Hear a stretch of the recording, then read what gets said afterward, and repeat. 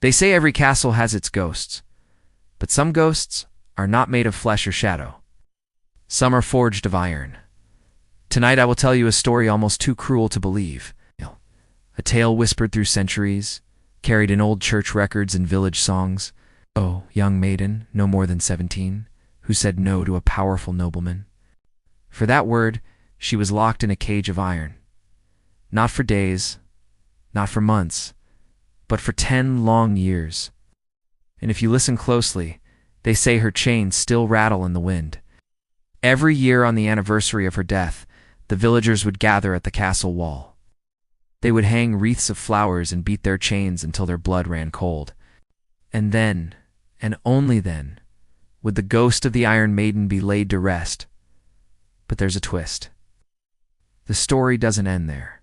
They say her ghost is not only in the castle walls, but in the very ground we walk on. In the stones beneath our feet, the spirit of the Iron Maiden still lingers. And if you're ever in the village, you might hear the chains dragging just beyond your sight, just beyond your understanding. They say old castles never truly sleep. Their stones breathe, their windows watch, and their walls keep secrets that no human tongue dares to repeat. Deep within the northern provinces of Europe, there once stood a fortress gray, towering and cold, that belonged to a minor noble family now long forgotten by history. Yet one story from within its walls refuses to die. It is the story of a young girl, no more than 17, who vanished from the world not with a scream, but with a silence so thick it still lingers like smoke in the ruins. The villagers who lived in the shadow of the fortress whispered her fate for generations. The maiden, who was locked in an iron cage for 10 long years, punished for the unforgivable crime of saying no. The records are faint, scattered in brittle church ledgers and faded family archives, yet they all circle back to the same haunting account. Ouch. She was the daughter of a minor landowner, not noble herself, but striking in beauty and known for her grace. In the year 1624, when plague, famine, and war weighed heavy upon the land, a nobleman of high birth and even higher cruelty laid his eyes upon her. He was twice her age, already a man seasoned by wine, wealth, and war. When he asked for her hand, the village expected her father to accept instantly. After all, to refuse a nobleman's wish was to invite disaster. But the girl history has preserved her name only in fragments. Sometimes Anna, sometimes Elise had a heart that beat for freedom. With a voice that trembled but did not break, she refused. She dared to say what no one around her would have dreamed. I do not want you. Ow. The air in the room grew colder than the stone walls that night. When the girl refused the nobleman's advances, his face contorted with rage, not because she had rejected him, but because she had spoken back. To strike her was not an option. To kill her would be to court scandal. So he devised a punishment that was worse than death, a fate that would brand her into infamy. He would take away her voice and lock her away in his fortress until she learned her place. He would remind her every day that she was nothing but a peasant girl who had dared to say no to a nobleman. For 10 long years, this became her reality. Her spirit, however, refused to be broken. Even without a voice, she made her defiance heard. And the villagers, inspired by her quiet courage, started calling her the Iron Maiden. Each year on the anniversary of her imprisonment, they left flowers at the foot of the fortress, a silent vow for her freedom. But as the years passed and the flowers wilted, the villagers' hope began to fade.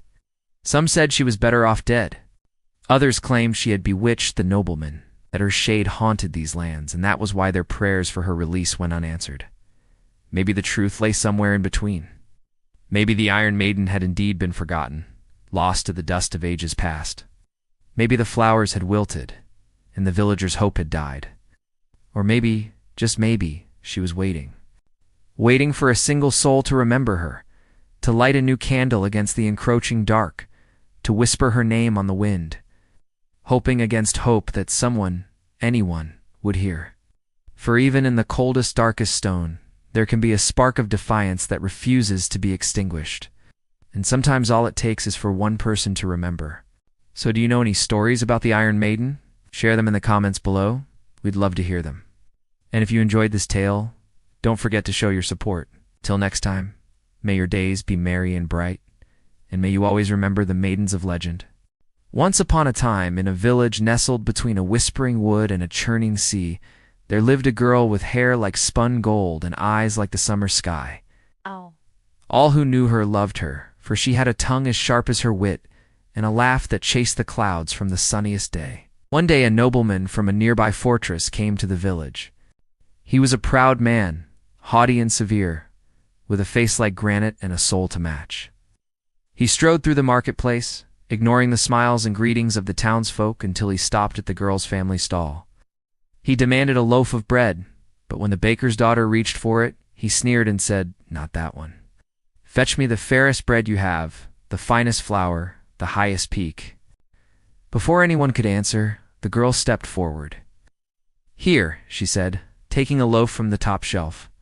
"Is this not fair?" The nobleman took it, tore off a chunk, and bit into it with a crunch that echoed through the square. "Fair," he spat, wiping crumbs from his lips. "And what is your name, little girl?" "It is none of your concern," she said, meeting his gaze without an ounce of fear. "I will have you know," the nobleman thundered, "that my concern is a heavy cloak indeed." But before he could decide what that meant for her, a traveling merchant approached. Eager to show off a length of silk finer than any sold in the kingdom, he spread it on the ground and bowed low. "My lord," he said, "what do you think?"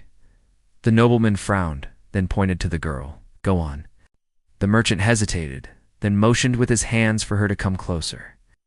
When she did, he continued, "Lend me your eyes, fair girl. Do these colors please you? Which do you like best?" She looked at the silk, then back at the nobleman. "They are fit for a king," she said, "but none so fine as your grace's daughter." His grace's daughter, famed throughout the land for her beauty, whose portrait the painters could not capture, and whose grace the poets sang about. To have her praise so lightly stung the nobleman's pride.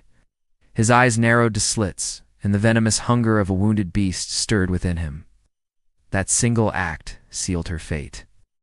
The nobleman summoned soldiers under his banner, and before dawn they came for the girl. Her family begged, wept, even offered land. But the noble's word was iron. He ordered a cage, an iron cage, narrow and merciless, to be forged by the village blacksmith. It was tall enough for her to stand, but too small for her to lie down, barely wide enough to stretch her arms. The blacksmith, terrified for his own life, obeyed. When it was finished, the nobleman ordered the cage to be suspended in a stone chamber of his fortress, hidden away from the world. The villagers whispered that on the night she was locked inside, her cries could be heard across the fields, not as screams of terror, but as hollow sobs that echoed like church bells tolling for the dead. Some said she prayed, others said she cursed, but all agreed. Once the heavy door slammed shut, she was never seen walking the earth again. For 10 years, 10 full cycles of winter snow and summer harvest, she remained imprisoned in that iron tomb. The noble ordered servants to bring her scraps of food and water, enough to keep her alive, but never enough to satisfy. They said her hair, once golden and flowing, grew wild and matted, covering her face like a veil. Her body weakened, yet her spirit did not bend. She would stare at her captors with hollow eyes, unblinking, until they dropped their gaze in shame. And as the years passed, the cage itself seemed to change. Rust crept across the bars like veins of blood, and the chamber reeked of iron, mold, and despair. Servants swore that the stones around the cage darkened, as if the misery of her body had soaked into them. Sometimes at night, a sound like the rattling of chains would echo through the corridors, though no one dared investigate. By the 5th year, even the nobleman avoided her cell. Perhaps he feared her gaze. Perhaps he feared the whispers that spread through the villagers, who began to say she was no longer entirely human, that her soul, trapped in the cage, had turned into something restless and eternal. And yet the cage held her still, for she had spoken the forbidden word, no. The cage became her world. Seasons turned. Wars raged beyond the castle walls, but within that stone chamber, time moved differently.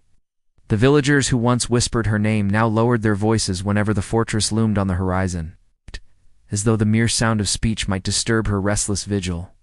Every day, servants carried bread hard as stone and water fouled by rust, sliding them through the bars. At first, she ate ravenously, the hunger in her shaking off the last vestiges of humanity. But little by little, she grew thinner, her shoulders sharper, her hands more like claws. But her eyes, those eyes never dulled. They glowed in the half-darkness like embers that refused to die. The nobleman who imprisoned her, drunk on his own cruelty, at first visited often. He would laugh and mock and demand she'd beg for forgiveness, but she never did. Her silence cut deeper than screams ever could, so he began to dread entering the chamber. He told his guests she had grown mad, that her mind was broken. The truth was darker. It was he who trembled. For when he dared meet her gaze, he saw no madness only, a calm that chilled his blood. By the 7th year, rumors began to spiral out of control. Some said the girl no longer needed food, that she lived on bitterness alone. Others claimed she whispered to shadows, holding conversations no human ear could understand. The servants swore that when they approached with lanterns, the flames would falter, dimming as though the chamber itself drank the light. One boy, bold and foolish, peered too long through the bars. He said her lips moved though no sound came out, and for nights after, he dreamed of iron pressing against his skin, suffocating him until he woke screaming. His family fled the village soon after, abandoning their land. The villagers began to whisper of a curse, of an ancient evil stirring. They prayed for rain, but the crops withered anyway. Livestock died, fields turned to dust, and still she sat there, unblinking, in her cage of iron and stone. The years piled up, century upon century, and the fortress crumbled into ruin. But the cage held. Then one day, a king rode past. He was young, his face hidden behind a golden mask. He stopped when he heard the whispers and turned toward the village. When he saw the cage, he dismounted. Servants cowered before him, but the king walked right up to the bars. He, too, looked through the cage and smiled. For a moment, he saw not a monster, but a girl who stared back at him with wide, innocent eyes. Then as quickly as it started, the smile was gone, as the king straightened, his face hardening into a mask of gold. He ordered the fortress torn down, brick by brick, stone by stone, until only the cage remained. Then he commanded it be brought before him. When it arrived, he reached inside and touched the bars. To everyone's astonishment, the iron bars melted as though the sun itself had touched them. The king stepped back, wiping his fingers on a velvet cloth. His gloved hand left a smudge on the cloth, a single rusty streak. He let it fall from his fingers. The cage lay silent, empty. When the people of the village looked up, the king was gone. In his place stood a woman with hair the color of rust and eyes that burned like molten gold. She stretched out her arms, and the villagers screamed, falling to their knees before her. The woman smiled, and her lips tasted of ash. She raised her head and howled, and the sound scraped across their souls like nails on a chalkboard. Then she was gone, melting into the crowd. The villagers looked for her for weeks, but she was nowhere to be found. The fields were theirs again. The crops grew tall, the livestock bore young, and life slowly returned to normal. But every night, without fail, the villagers dreamed of iron pressing against their skin, suffocating them until they woke screaming. They called her the Iron Maiden of the North. Chamber at the top of a crumbling fortress is where they kept her, locked away by a nobleman in the grip of fear. He was an old man when it happened, his bloodline having produced little heirs, so he lived in the dread of a successor claiming his lands, of commoners revolting under his harsh rule, of war waged by ambitious nobles who have coveted his wealth. One night, a young woman appeared at his door, drenched, seeking shelter from the storm. Most accounts agree on this, though they differ in the telling. Some say she was a beggar, her clothes rags, her hair tangled, her eyes wild. Others claim she was beautiful, so lovely that the nobleman forgot his fears and welcomed her in. But all agree that he instantly regretted his choice. For however briefly, she moved like a wraith through his great hall, speaking in whispers that chilled the blood. His servants, sensing some great evil, fled in terror, leaving the nobleman alone with the girl. Her eyes, they said, burned like hot coals, and a smile touched her lips that promised pain. Then she vanished, appearing instead in the Lord's bed, where she writhed like a tormented soul. Screaming in a voice like grinding stones, he watched in helpless horror as the bedclothes grew cold. Then just as suddenly, she was gone, reappearing in the corner of the room, where she cowered, pressing herself against the wall. Whimpering like a hunted animal, fearing for his life, He dragged heavy chains from a nearby executioner's cage, intending to bind the girl and throw her into his dungeon. But as he approached, she melted back into the shadows. For 3 days, she haunted his sleepless nights, always present, always hidden, growing weaker, he said. Until finally she stood before him, her form flickering like a candle flame in the draught. Then she spoke, her voice dry leaves rustling in the wind. "I am the north wind, born of ice and shadow. Do not bar your doors against me, for I bring only what is mine." And with that, she dissolved into smoke. The nobleman, now aged and weary, began to lock the chamber with heavy chains, not only to keep her in, but to keep others out. He feared the villagers would rise against him. He feared something else even more, that the girl had become something otherworldly, that she might slip through those iron bars like smoke if ever given the chance. He summoned a priest, demanding the chamber be blessed. The priest sprinkled holy water, muttered prayers, and left with hands shaking, refusing ever to return. He told no one what he saw, but in his final days, he confessed to a fellow cleric that the girl's shadow did not move when the candlelight flickered. As years dragged on, the girl was no longer spoken of as a living creature.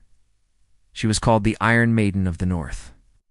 Children who misbehaved were warned that if they defied their parents, they too would be shut away like her. But beneath the tales, there remained one haunting truth.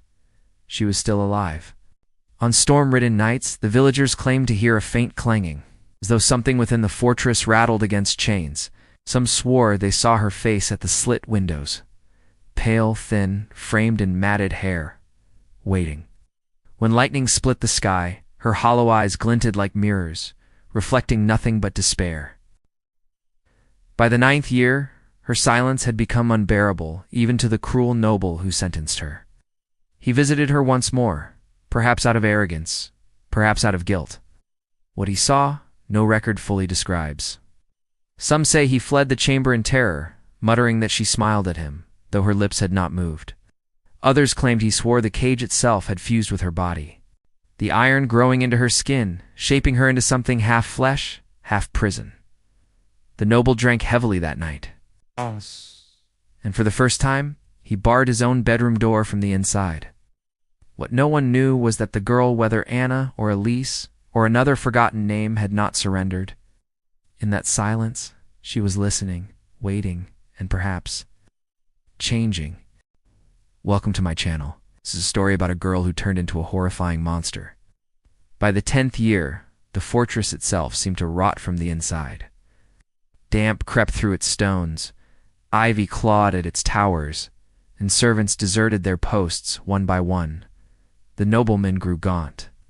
His once proud halls were reduced to silence, broken only by the crack of wind through broken shutters. But the cage still hung in its chamber, and within it the girl endured. What remained of her body was little more than skin stretched thin over bone. But there was something in her presence that terrified those few who still dared to look upon her. She no longer blinked when lantern light flared across her face. She no longer shifted when the rats crept near her feet. She simply was a motionless sentinel of suffering, as though pain itself had chosen her as its vessel. Some whispered she was already dead, that it was only her soul that lingered, bound to the iron that had consumed her youth. But others swore they heard her breathe, faint and steady, like the slow beat of a drum in a crypt. The nobleman's conscience, if he ever had one, twisted into paranoia. He forbade anyone from speaking her name. He ordered the chamber to be bricked over, hiding the cage from all eyes but his own. Yet even sealed away, the legend spread beyond the village, carried by merchants, soldiers, and wandering monks. They called her the Bride of Iron, a maiden who defied a lord and was entombed for her defiance. Her tale traveled faster than truth until it became something darker than rumor, something that felt inevitable. And then one night, the nobleman vanished. His servants discovered his chambers empty, his bed untouched, the window flung open, though it was 3 stories high. No blood, no struggle, only the faint scent of rust lingering in the room. In the courtyard below, guards swore they heard a sound like iron dragging across stone, though nothing was found. The next morning, when they dared check the sealed chamber, the bricks appeared cracked, as though forced outward by something pressing from within. But the cage was still there, its occupant silent, her head bowed. They came for me at dawn, 2 men with faces like thunderclouds and orders from the king. My father was gone, vanished without a trace. The throne was empty. The council hall, where nobles plotted and schemed, was abandoned. Only the queen remained, her eyes hollow pools reflecting a distant storm. "He's gone," she said, her voice a shattered thing. "But why? Why would he abandon us? The kingdom's in peril," the guard said gruffly, "and the king needs able bodies to raise the defenses. You must come with us." With trembling hands, I took the offered cloak, wrapped it around my shoulders, and followed them out into the gray dawn. The journey to the capital was a blur of churning anxiety. All I could think of was how my father always left me behind, how he claimed I was too young to understand the burdens of a crown, too inexperienced to wield the responsibility of a scepter. But now I understood. Ow. Now I knew what it meant to be an unwilling heir, to have the fate of an entire kingdom thrust upon you when you never asked for it. I would trade places with my father in a heartbeat, become the ruler of a desolate wasteland if it meant he would return to me, if it meant our family would be whole again. When we finally reached the gates of the capital, I saw that my father's abandonment was not the greatest threat we faced. The city was under siege. Black banners bearing a snarling wolf snapped in the wind, proclaiming the enemy's intent to plunder, pillage, and burn. At my father's side stood a man with a cruel smile and eyes that glinted with triumph. "So you're the famous King Alaric?" the man sneered, his gaze sweeping over the ramparts. "Where's your army? Where are your weapons? It looks like you've given up." "I have an ace up my sleeve," my father said, his voice tight with restrained fury. "Something you wouldn't expect." He gestured toward the towering structure in the center of the city, where once a magnificent palace had stood. "What's left of my family, you'll find within those walls." I don't remember how long I stayed there, locked in that tower, watching my father's enemies pour into the city, carrying with them the stench of death and destruction. When the screams outside the tower lessened, when the sounds of battle faded into a sickening quiet, I knew my father had lost. I knew I was next. It wasn't the brute who dragged me from the tower that day. It was my father, his eyes hollow and defeated, his steps dragging. He didn't speak a word as he led me through the ravaged streets, past corpses strewn on the ground like discarded dolls. My bare feet padded silently on the stone, the cobbles oddly comforting beneath my tread. The brute waited for us in the square before the palace, his smile predatory in the flickering lamplight. "Your king is defeated," he said, his voice dripping with malice. "Submit now, and maybe I'll show you some mercy." Submit. The word tasted like ash on my tongue.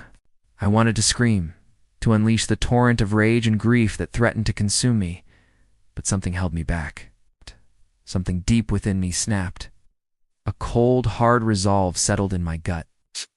Maybe the princess was dead, but the queen would rise in her place. I straightened my shoulders and stared back at the man who had destroyed my world. "Take me to your king," I said, my voice surprisingly steady. "Let him decide my fate." The fortress fell into ruin in the months that followed.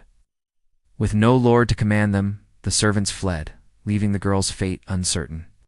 Villagers avoided the grounds, too afraid to enter the crumbling stone keep, yet too enthralled to forget. Some said they saw her wandering the battlements on moonlit nights, her body no longer frail but tall and spectral, her iron bars clinging to her like armor. Others swore, her voice seeped into their dreams, urging them to reject chains, to whisper no in the face of power, no matter the cost. No, it was a dangerous thing to say, a dangerous thing to think. And so, the rumor of the Iron Maiden grew. The church grew restless with the rumors. A party of monks and armed men was sent to cleanse the site, to dismantle the cage and give the girl's remains a proper burial, but of that group, only one returned. He was barely grown, his hair turned white, his tongue refusing to speak. The few words he wrote on a scrap of parchment before his death were the only testimony. To what transpired within the fortress walls, "She is still waiting," he wrote. "She is still waiting." Years passed. The fortress collapsed. Its stones reclaimed by the forest, but the story remained. Travelers swore that if they lingered near the ruins at dusk, they could hear the faint rattle of chains in the wind. Shepherds refused to let their flocks graze nearby. Lovers, when speaking of marriage, sometimes invoked her tale as a curse. The girl who dared to choose her own fate and was punished with eternity. What truth lies behind the story? No historian can say. Was she a real girl, or only a warning spun by fearful peasants? Was the cage truly forged, or was it a metaphor that grew into iron in the minds of those who told it? But then again, there are things that defy explanation. Things that science cannot touch. There are things that we experience but cannot prove. There are whispers in the shadows and legends in the mist, stories that have been passed down through generations, kept alive by the firelight and the flickering flames of memory. You decide for yourself what is true and what is untrue. Let your intuition be your guide. Trust your instincts and embrace the unknown. Don't let fear hold you back from exploring the mysteries that lie within your grasp. Do you feel a presence watching you? Are there eyes that follow your every move? Unseen observers lurking just beyond your sight? In the darkest corners of our world, there are entities that defy our understanding. Beings that exist on the fringes of our perception. These enigmatic presences seem to watch us, study us from afar, their motives and identities shrouded in mystery. Have you ever encountered a haunting gaze that sent shivers down your spine? Feeling of being observed by something or someone otherworldly? In the depths of our forests, amidst the rustling leaves and the shadows cast by ancient trees, there are those who claim to have seen ethereal beings moving with an otherworldly grace. Their eyes, luminous orbs that pierce the darkness, seem to hold ancient secrets and untold wisdom. Some say these are the guardians of the woods, mystical protectors of nature's embrace. Others believe they are spirits of the forest, forever bound to their leafy domains. Can you feel their watchful presence as you wander through the wilderness, or do they remain hidden from your mortal sight? They say that courage is the antidote to fear, but where does courage come from? What fuels the bravery that allows us to confront the unknown head-on? Sometimes courage is born out of desperation, a last resort when all hope seems lost. It can be found in the depths of our souls, a primal instinct that awakens in the face of danger. We may not always understand the source of this sudden surge of strength, but in those moments of peril, it guides our actions. It's propelling us forward to protect ourselves, our loved ones, or even strangers in need. Now it's time for you to write your own story. Your story is your journey through life, a unique and ever-evolving narrative that is constantly being written. The events you experience, the choices you make, and the relationships you form all contribute to the tapestry of your life story. Embrace the power that lies within you to shape your own narrative. Believe in your ability to overcome challenges, to pursue your dreams, and to create a future that reflects your deepest desires. Remember, your story is not defined by external circumstances, but by the strength, resilience, and determination that reside within your heart. Believe in yourself, embrace your potential, and let your inner strength guide you towards a future filled with possibilities. They say the mountains are full of spirits. Some are benevolent, some malevolent. All are to be respected. You don't go looking for trouble, you don't disturb the old places, and the spirits will let you pass without harm. But if you do disturb the old places, well, then you'll hear their music. Centuries have passed since the fortress crumbled, yet the legend refuses to die.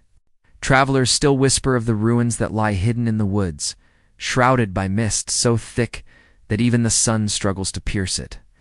Hunters claim their dogs refuse to enter, growling at the shadows as though something unseen presses against them. Villagers, when pressed, will not speak openly. But if you catch them by firelight after drink loosens their tongues, they will tell you what they have heard. That on nights when the moon is full, the forest falls silent, and the air carries the faint metallic rasp of chains dragging across stone. Some even say the cage is still there, buried beneath the collapsed stones, preserved as though rust cannot touch it. Those who claim to have found it describe a structure of blackened iron, impossibly cold to the touch, as though it remembers the suffering it once held. None who touched it remained unchanged.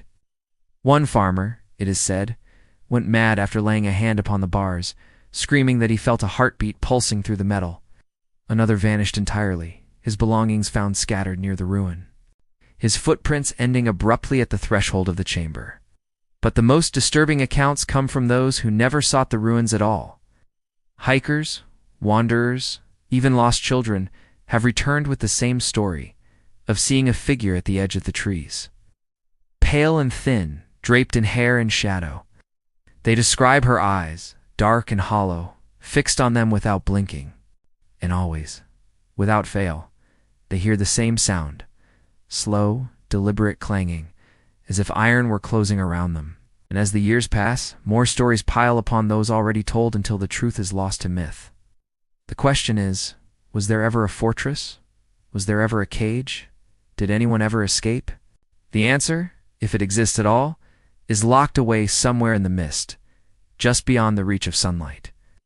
And sometimes, on a night when the moon is full, the forest falls silent and the wind whispers through the trees, just low enough for you to hear. When I first came to this village, everyone was afraid. I mean, who wouldn't be? A decade ago, this place was the scene of a massacre. An entire company of soldiers disappeared within these hills, and nothing has been the same since. Some say they were taken by bandits, others by bears. There's even a rumor that the men were betrayed by a witch who lived here in the woods. But the villagers, they know the truth. They've seen what I saw. At night, when the fog rolls in, they hear the chains dragging across the stones, the mournful sound of sorrow and rage and despair.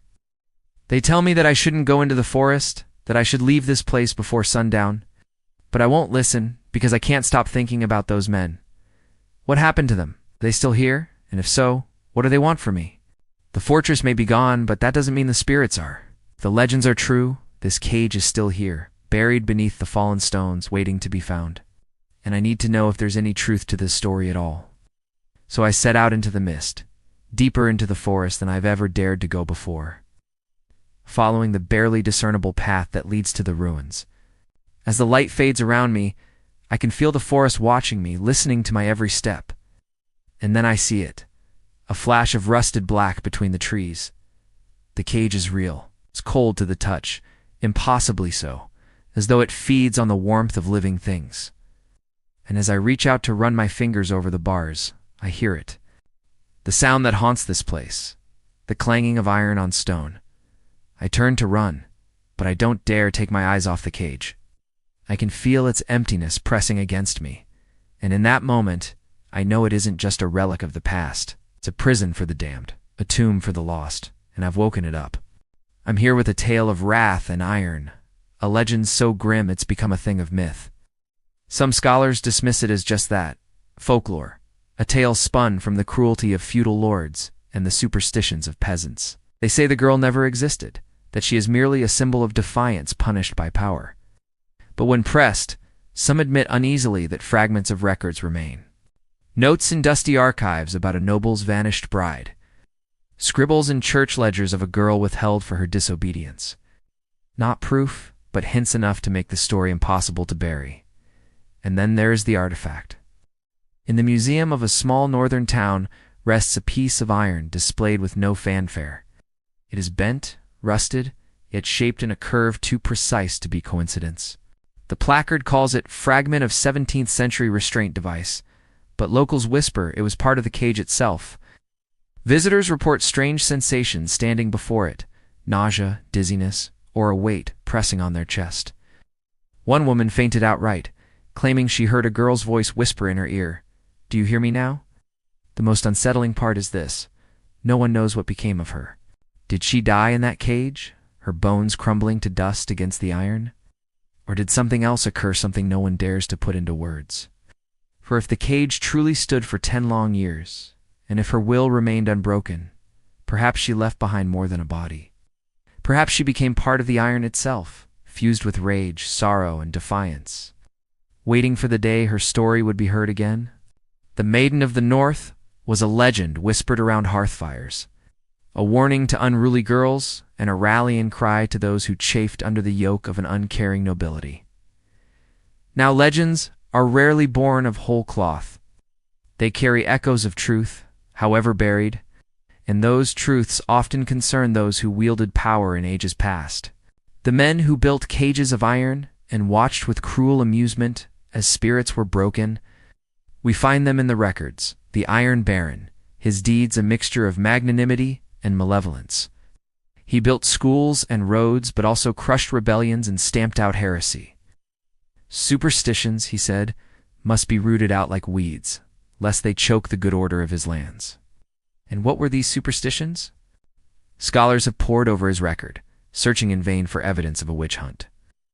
There are accusations, trials, punishments, but nothing that points to sorcery, only a single notation. A fine levied against a peasant girl for, quote, unlawful withholding. What does it mean? Withheld from what? Herself, perhaps? The records are frustratingly vague.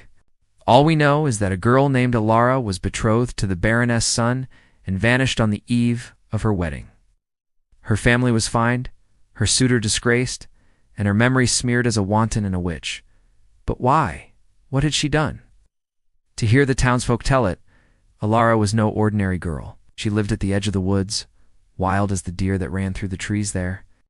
When the Baron's son came for her, all decked out in finery, she laughed in his face. He tried to take her by force, but she fought back like a cornered wolf, and that was when they brought out the cage. Locals claim it was made of iron, strong enough to hold the fiercest beast, and it stood in the market square, a silent threat to all who saw it. Alara's spirit, they said, could not be subdued. No one knows what became of her, whether she died within that cage or was spirited away. But every year on the anniversary of her disappearance, the wind carried her cries to those who listened closely. Legends like these always have a grain of truth, a kernel of reality that gets distorted with each retelling until fact and fiction become indistinguishable. And yet, the legend of the Iron Maiden has endured, taking root in the minds of men. Is that because there is something in the human psyche that revels in tales of suffering, perhaps? But I think there is something more here. A longing for agency in the face of overwhelming odds, a desire to resist oppression even when all seems lost. For what is the Maiden of the North but a girl who refused to submit, who chose death by iron rather than life by force? And if the cage truly stood for 10 long years, and if her will remained unbroken, perhaps she left behind more than a body. Perhaps she became part of the iron itself, fused with rage, sorrow, and defiance, waiting for the day her story would be heard again. The Iron Maiden of the North still waits, and she does not forgive. If you ever hear the groan of metal on a night when the moon is full, remember her. Remember the Maiden of the North, and remember this: even in darkness, hope can bloom. In the face of despair, the human spirit can endure. And even in the coldest iron, a spark of humanity can survive. Let that be a lesson to all who wield power and to all who resist. The legends tell us much about ourselves, our capacity for good and evil, our hopes and our fears. It is up to us which tale we choose to heed. Thank you for listening. And if you enjoyed this dark and twisty tale, be sure to stay tuned for more spine-chilling stories and creepypastas that will haunt your nightmares. Until next time, sleep tight and don't let the bedbugs bite.